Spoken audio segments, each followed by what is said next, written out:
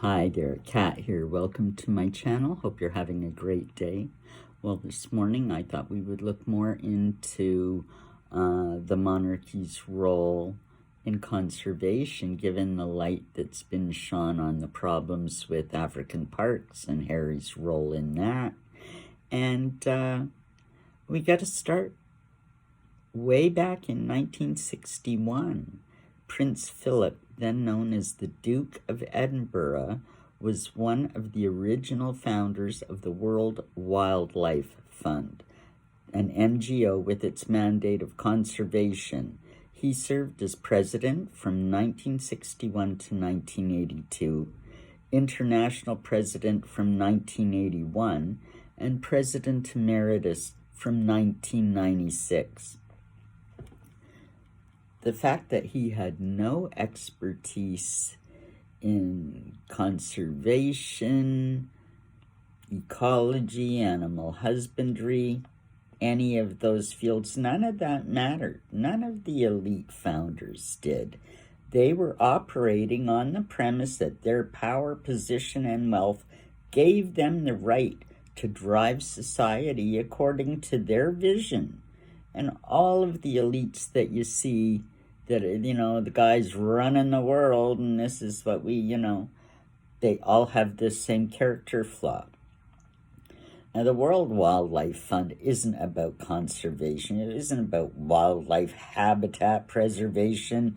But just like Parks Africa, it's an organization aimed at limiting the land and resources of the general populace, instead preserving it for the use of the elites, those that run the world. I mean, it's a land grab. That's all it is. The World Wildlife Fund, African Parks, the World Economic Forum, they're all NGOs that drive policy to exert continuous and one day total control over our lives, while they will remain unaffected. Crazy as it sounds, it's really that simple. It really is. That's really what's going on. And now, so we got to look, if we're going to look at this and equate power with ownership, or, we got to look at how much land does a monarchy actually control. Well, just here in Canada, about 89%. That's right, 89% of Canada's land, or 3,431,041 square miles. 41% of that is federal crown land. 48% of that is provincial crown land, and 11% of Canada is privately owned by the monarch. And that's just Canada. Can you imagine the other 16 Commonwealth countries where the monarch's head of state? What did they control and own in those countries? What about the 57 Commonwealth countries under the reign of the monarch? We'll get to the Commonwealth in a little bit here. But yeah, the Commonwealth is 57 countries.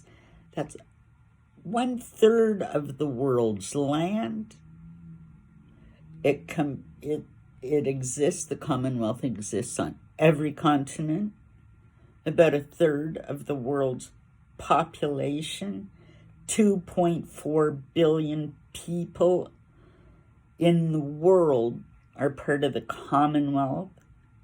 I tell you, that's a lot of soft power. That's a lot of control, but you know what? It's not enough. Not enough for them. No, it isn't. Ever heard about the Queen's Commonwealth Canopy? It is a forest conservation scheme that the late Queen Elizabeth launched in 2015, and it continues to this day. Since 2020, when Bermuda joined, 54 Commonwealth countries have designated some forested area as protected and off limits to the populace. The restrictions and the land grab continues. This level of power and control is why the royal family is a huge player in the total sort of control grid agenda of the elites of the world. You know, people like Klaus Schwab and the World Economic Forum, Bill Gates and the World Health Organization. This is the level of power and control that we're looking at. They want to control every aspect of our lives. And this is why even the royal family, you know, we wonder, this latest scandal with the Parks is only one scandal. Over the years, we've seen lots of scandal, not just with Harry, with other royal members, and we kind of wonder why nothing ever happens. Well, they're high enough up on the power and control grid to be protected. They're also high enough up to be a threat to the others. So you get to, you know, we've heard, you know, New World Order in the pyramid, and we've all heard of that. Well, what basically, these guys at the top, non-elected elites, are driving policy to run the world. And the royal family, as Charles and William, are members of the World Economic Forum. They're knee-deep in the green agenda and climate change driven fear and control, and how our lives must change. You know, they're knee deep in that. They're powerful guys. They're useful guys to the control agenda. But you get to that level of craziness, they're not satisfied with sharing power. And so what's going on now, and I mean, it's just my opinion, but you can see it happening. These groups at the top are now vying for power within each other. And now I've said for a while, since I started this channel actually, that I think that Charles's reign is not going to be too long. And I think it could be a number of things that bring him down. Loss of public support, government support, this kind of scenario, and we've seen inklings of that happening in the way he's handled certain situations. He's perceived as a weak king to some. And I think these non-elected elites would rather see William in power, because I think they consider him more malleable because of the fact that he's younger, but he's all in with climate change and all the green agenda and all the things. And I think they can control him. But like what I've said for a very long time is that I believe that William will take advantage of his father's weakened position and somehow force him out. That's what I think is going to happen. So I think when that happens and William does become king, which I believe is going to happen very soon, like within a year, no more than 2, I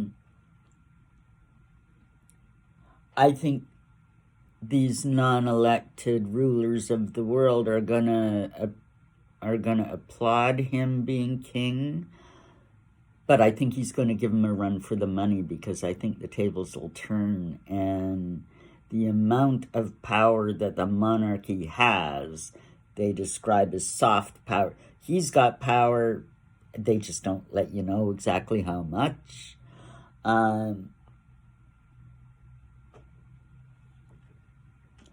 I think that William's going to turn on him, and he's going to shock them all. That's just my opinion, and I think we got maybe a couple of years to see it.